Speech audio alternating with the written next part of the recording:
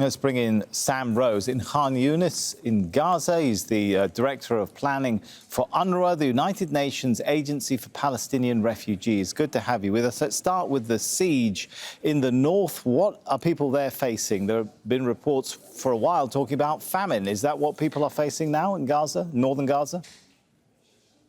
I mean, people in northern Gaza are facing absolutely unimaginable conditions. 12 months of war, repeated displacement, bombardments, loss of life, loss of property, deprivation, lack of food, lack of water. And what we've seen over the past 2 weeks has taken this to another level in terms of the intensity of the bombardments, the intensity of the military operations. It's very, very difficult to get a precise read on what is going on due to the closure, due to the way the area is essentially being strangled. But every report that we're getting suggests that the situation up there for the approximately 175,000 people we estimate remain in northern Gaza is beyond catastrophic. There was talk today of the possibility of UNRWA being able to get any aid into northern Gaza. What's happened with those reports?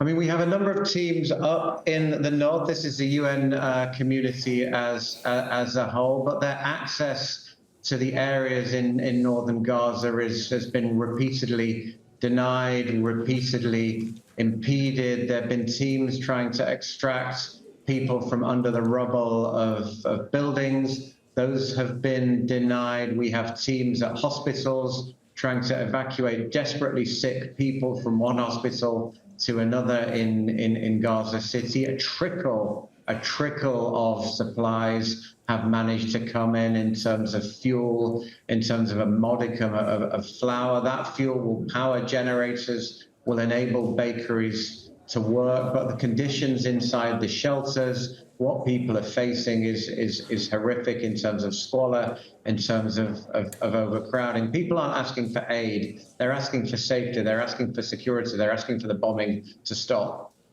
Sam, just to clarify, you said that repeated attempts to enter, to get aid in, were denied. Could you just explain to us, denied by who, under what, and explain to us the process? Trucks went out and then what? Why couldn't they get in? I mean, they can't get in for some, to some extent because this is a very active conflict zone. So there are issues of safety, there are issues of security, but throughout this conflict, the humanitarian community has faced problems, has faced constraints on access, on movement. It's been a feature of this situation for Palestinians, at least, for decades upon decades. The point is, though, that despite the conflict, despite the fighting, military entities and parties, the Israeli army, the Hamas on the ground, they have an absolute obligation not only to protect civilians, but to facilitate the flow of aid. And what we're hearing from colleagues on the ground is that aid is not getting in. But as I say, the situation is so bleak right now. People are calling for safety. They're calling for safety above all. A bag of flour is not going to change this for them. All right. And I understand all countries except the US, they've resumed support for UNRWA. Where has that left your operations? And has Israel ever presented to you any evidence to back up its earlier claims that 12 UNRWA members participated in the October 7th attacks?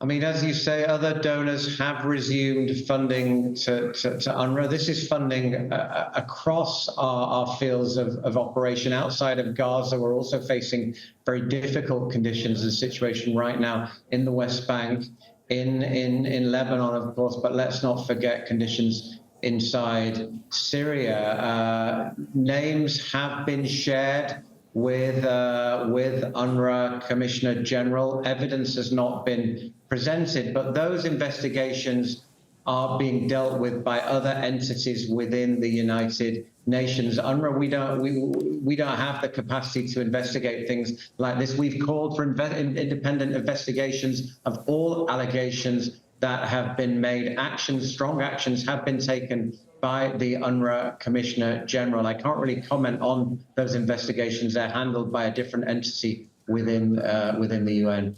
All right, thank you so much. Sam Rose there from UNRWA.